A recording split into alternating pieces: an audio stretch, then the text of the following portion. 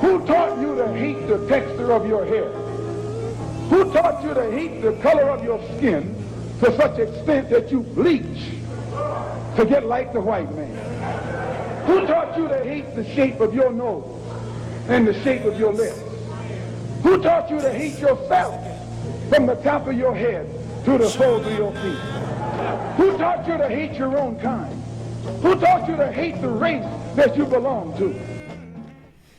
Welcome again to Street Talk. My name is Ahmad Shakaraki. And on Street Talk, we deal with political, social, and economics here in Michigan, across the U.S., and abroad. Now, joining me tonight, Dennis Burnside. Paget Maynard. All right, man. We got a lot to talk about. But Patrick, you was talking about this lady who Joni Owens. Yeah, who Senator. I mean, she simply said to the people, "Hey, y'all gonna die anyway, so you might as well." I mean, that's really what she was saying, you know.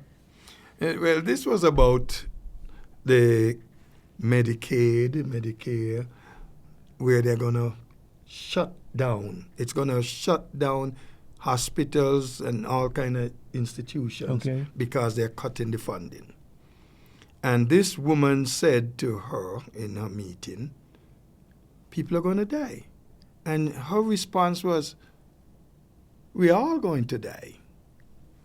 Now, we're all going to die anyway. Anyway, yeah, the full quote. Anyway, the amazing thing to me is the simplistic attitude that she took. Well, we're going to die. All of us going to die. But does that mean you must hurry my dying? You're pushing me to die quicker by preventing me from getting medical care, preventing me from getting a decent meal when you cut these programs? Not to mention the economic impact.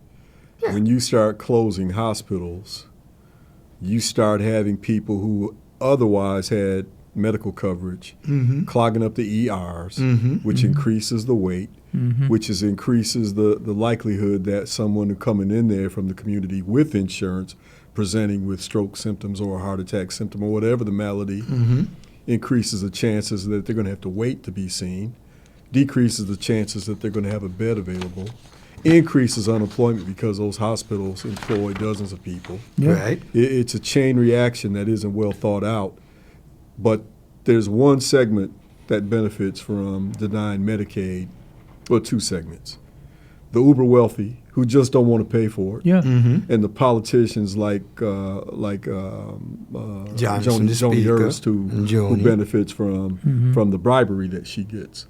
So it's not anything that benefits. It's the same thing with the expansion of the Affordable Care Act, a.k.a. Obamacare. Right. You had so many states turn it down because a black man passed it. So they made it available for states if their local governments would pass it. In most of the red states, the southern states, with the exception of a couple, refused to pass it. Right. And you have people down there who live 40, 45 minutes away from the nearest hospital.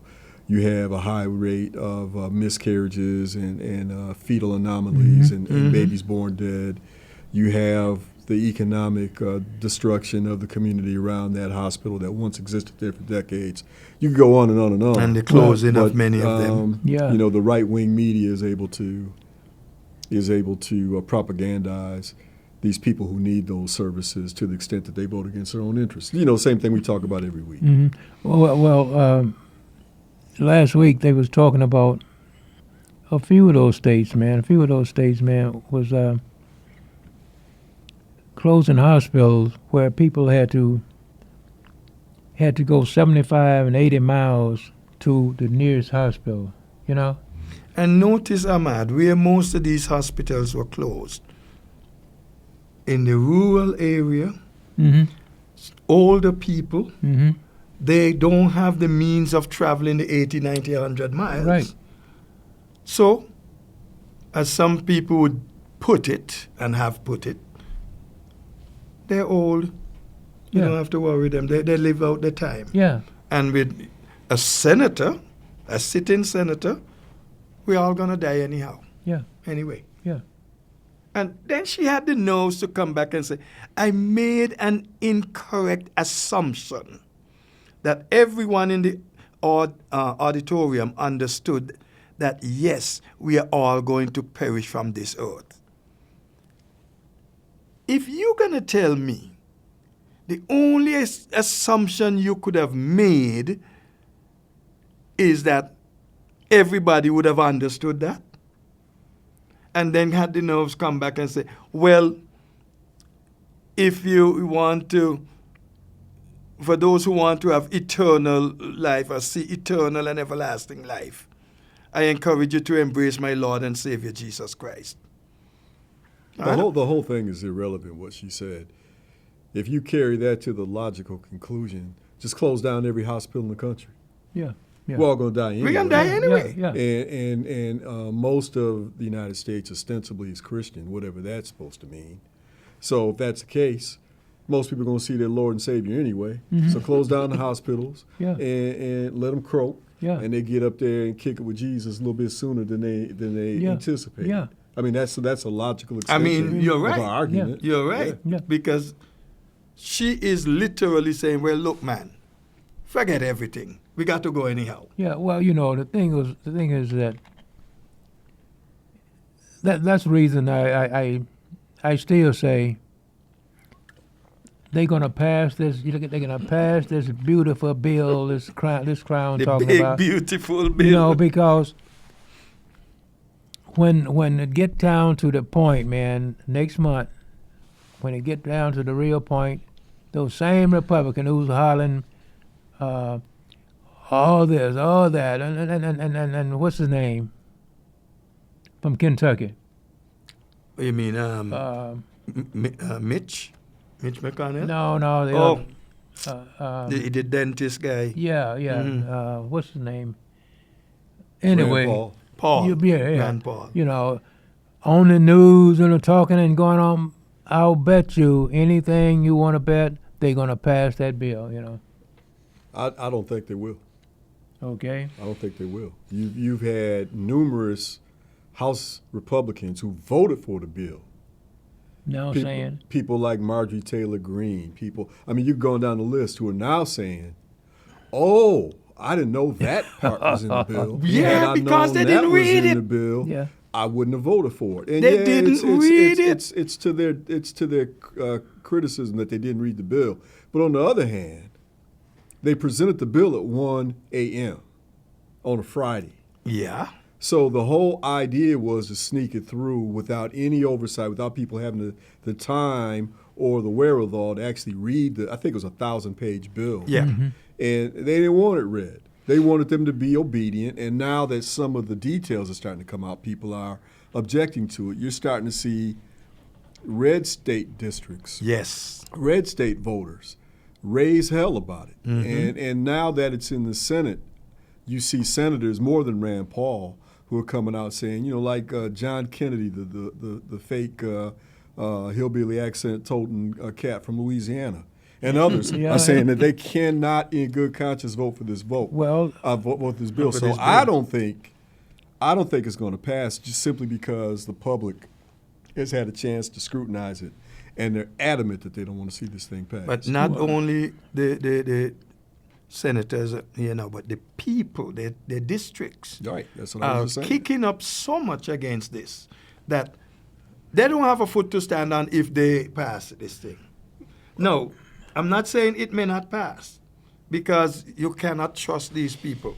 Ahmad, Dennis, I can't throw them too far, and I can't trust them further than I could throw them. That means they're going to drop right here. So this is as far as I could go with trusting them. I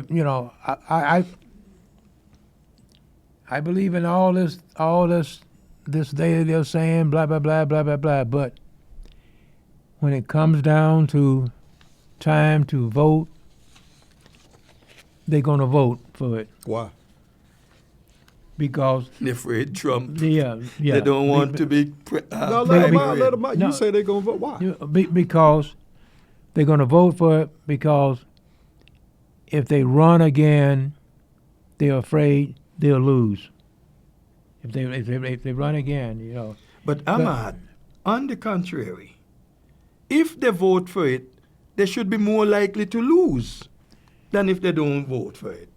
Because they're dumping their people. That's Well, that's the dichotomy, isn't it? but see- you've got the paymasters saying vote for it, and you've got the people saying don't vote for it. Most of them probably will vote for them, but the question is, will enough of them vote for it to pass it? Because in the Senate, you need almost unanimous support from the GOP. Right. And right now, they've got 5 people saying I'm not voting for this.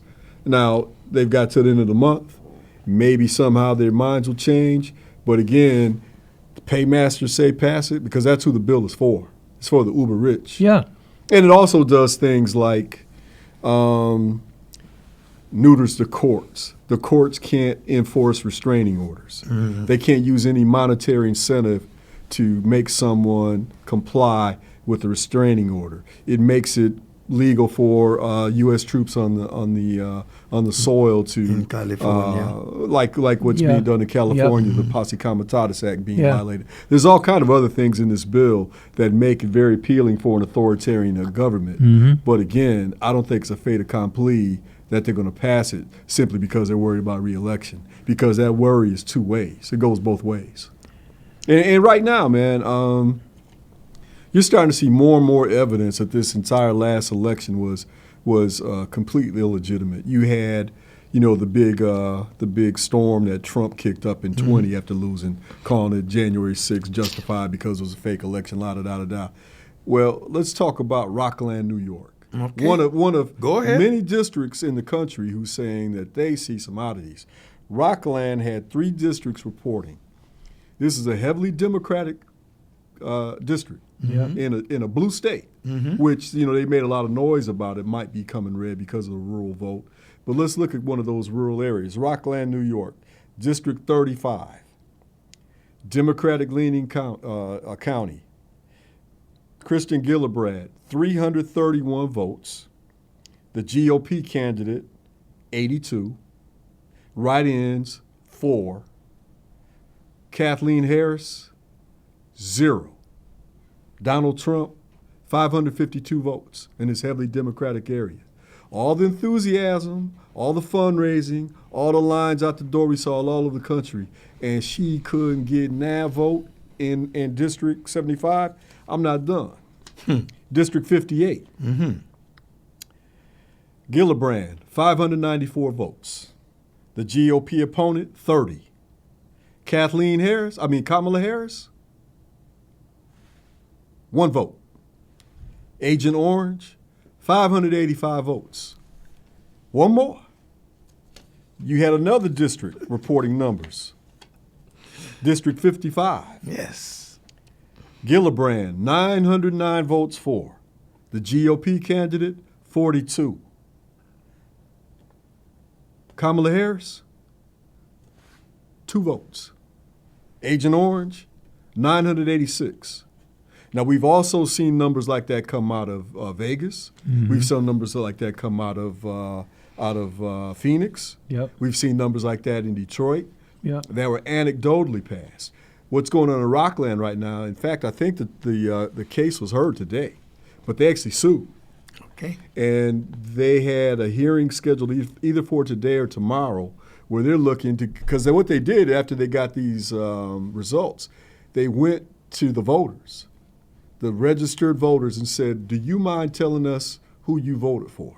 And they said, do you know that in this district, Kamala Harris got no votes at all? What are you talking about? Yeah. Me, my daughter, and my aunt went down there and voted together. We all voted for Kamala. Yeah. Went to the other districts, same thing. What are you talking about? She got 2 votes. That's ridiculous. My whole family voted for her. So we're seeing this pattern all over the country. The one common denominator in these blue districts that voted red is they all had their votes tabulated and sent up via Starlink, which is Muskrat's technology. And remember, Muskrat said, if Donald Trump loses this election, I'm going to prison. Yeah. Yeah. He did. Yes, Yeah. that's a quote. You can Yeah. Google it. Yeah. But He then, said, I'm going to prison. don't you forget, Donald Trump say, we have all the votes already. Yeah, we don't need any more votes.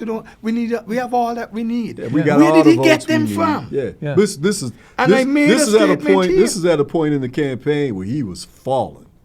Remember, before that assassination attempt, Yeah. he was polling. You know, in Well, that's in, fake assassination. That's yeah. why I put up quotation marks, bro.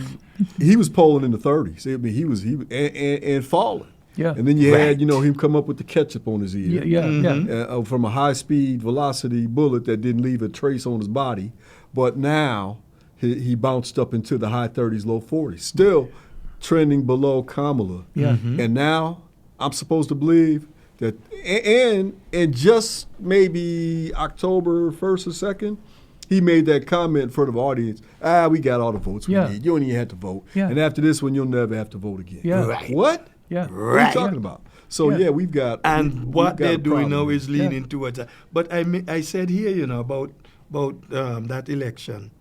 If you go and investigate this, you're gonna find where they lost. Well, like they were saying, man. And I'm glad it's coming out now. Well, the ideal thing would be for this little kerfuffle between Muskrat and Agent Orange Good continues, timing. and Muskrat starts singing like Aretha. Then we could have some disclosure. Right now, I'm not holding out hope, Well, but I yeah. will say this: irrespective of whether or not this court case results in some type of justice, I tend to doubt that. But at least we know the truth. Yes. It's documented. Yes. Well, and one of the things is that they all this news about they said this, blah, blah, blah. To me, unless it's a year from now and this guy is still saying this and Trump is still saying this, then I might believe something about it. But now, because this is talking. That's what I believe. What's just talking?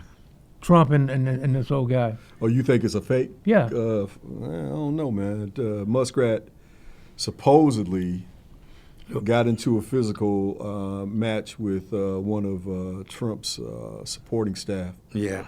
Hit him with a rugby hit. No boy came across with a cross left hand to the eye, gave him a black eye. He didn't fake the black eye. And there's some other witnesses who said, yeah, we had to pull them apart. So I think the animosity between the two is real. Mm-hmm. Again, whether or not it results in any type of change or revelation of the malfeasance they've been engaged in, you could be skeptical about that. But I don't think there's any doubt that they hate each other's guts now. But Yes. that's what Trump does, man. Trump doesn't is have right. friends. Trump has alliances, and they're always temporary. He'll turn around and remember, it's and they'll transactional. punk out too. He'll call Marco Rubio, who told the truth about Trump in the first election. Yes. Little Marco. He'll insult Ted Cruz's mama and his wife. Yeah. And they get these cats turn around and lick his boots. Yeah. For So, a hamburger. Yeah. yeah, but You're going to tell me you it was can't buy a there. hamburger? Yeah. Yeah. Yeah, man. Sure. Okay. Man. You were saying something else. No, let's pick up on something. There's a whole lot more. I guess we could push that. Dennis, here's something you said you really wanted to get on. So let's go into that. What, the history of the population of North America? What are you talking about? Whichever one of the issues you really want to talk. Chop it up any way you want to, man. Go ahead. Well, you sent me a message yesterday, and it was a scientific study that showed that the first DNA found in North America came from Africans. And it was a big revelation and a surprise to a lot of people, not me, because I've been reading about this for a long time. Mm-hmm. You've also seen, unrelated to what you sent me, Paget, there's been some news made by the oldest DNA ever found in North America was by a cat named Albert Perry. You have to look this up. Mm-hmm. And when Albert Perry died, it wasn't that long ago. Albert Perry looked like he was, our age in the photo. When they looked at his mitochondrial DNA, I take that back. It was mitochondrial DNA. It went back so far that they said this dude has to be among the original human beings on Earth. Mm-hmm. Oh my God! And he's black. Well, why are you surprised? Yeah. There's some black folks out here who will make they call themselves different groups, and I'm not going to name any of them because I don't want to create animosity. Right. Mm-hmm. But they're always quick to say, I was never no slave.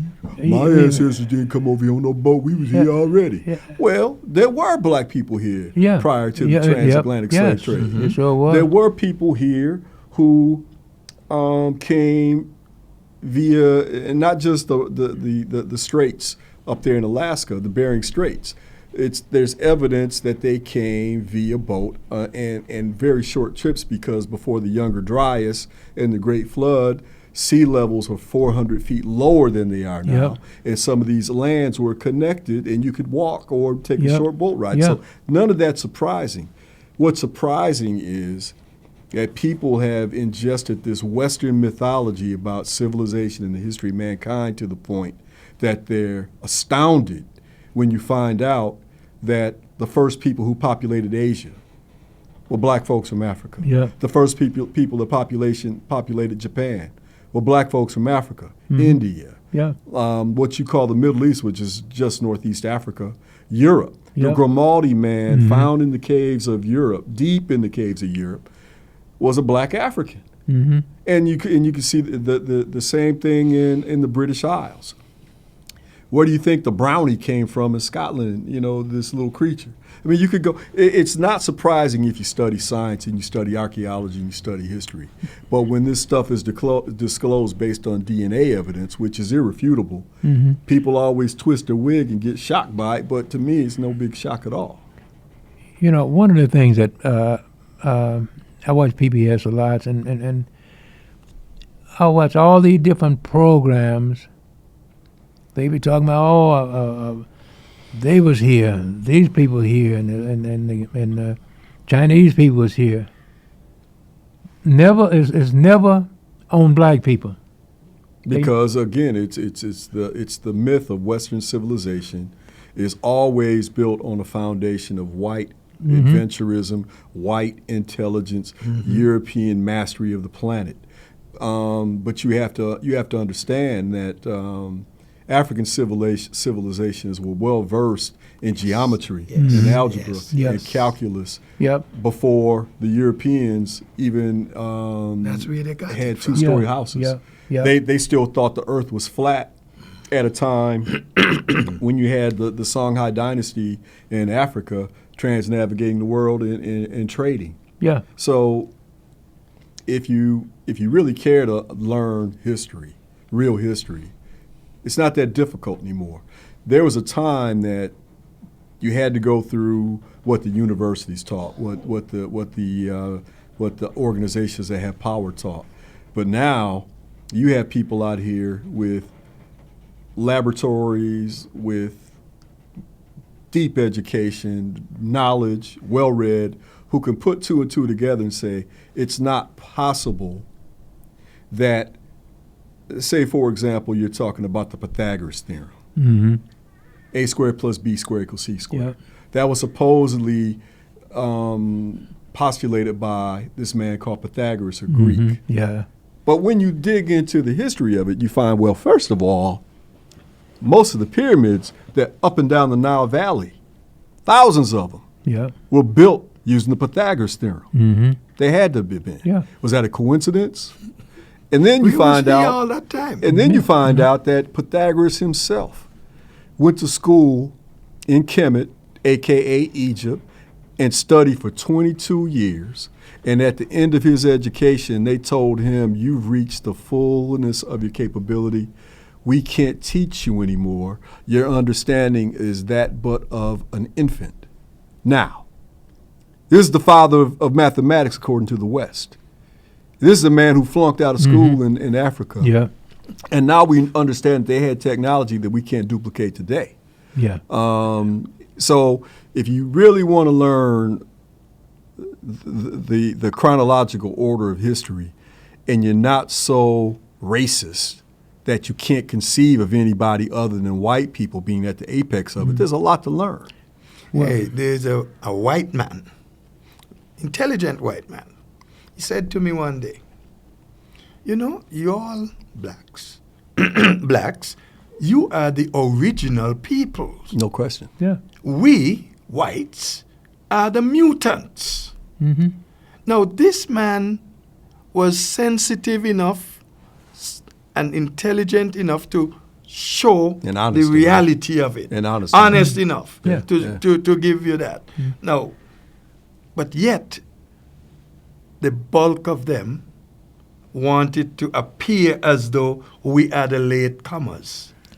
We're not the latecomers. We are the original. Well, like I said, you know, I've watched PBS, and I get sick of bringing all these different races on. They was back then. He was back. You know, it's like. Mm-hmm. They would do the same thing with Skip the Truth Gates.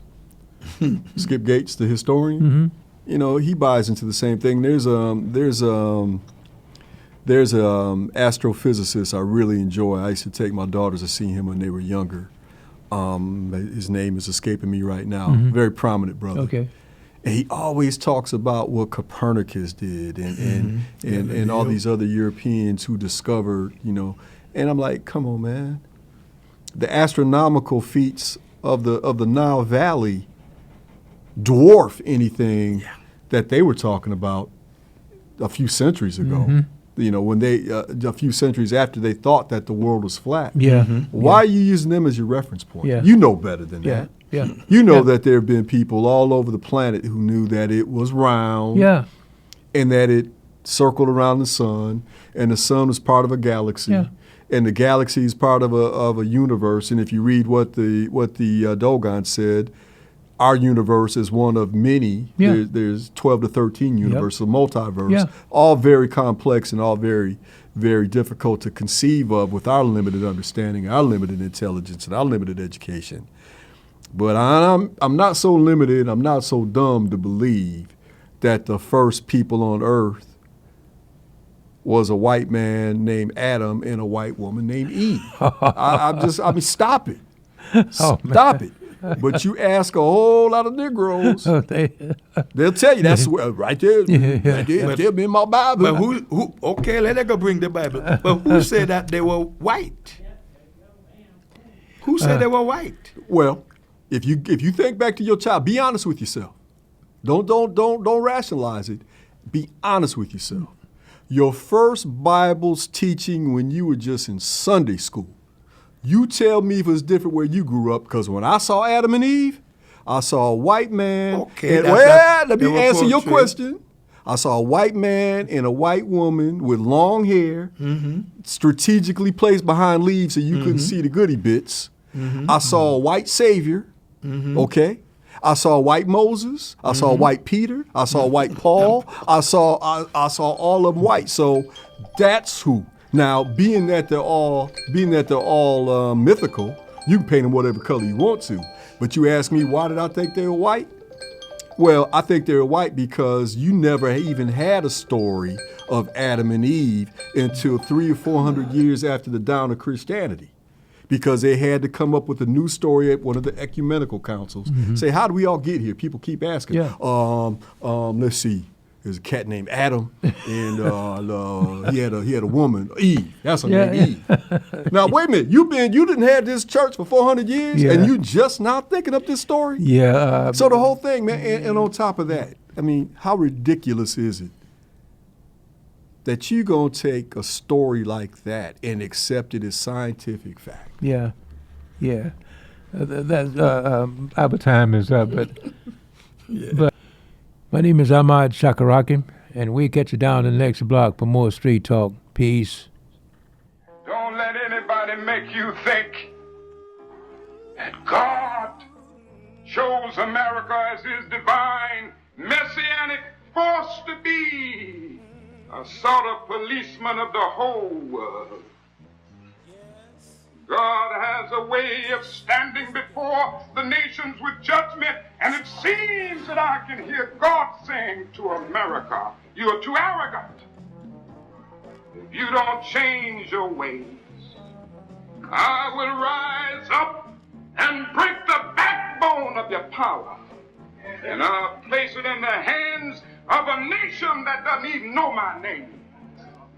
Be still and know that I'm God.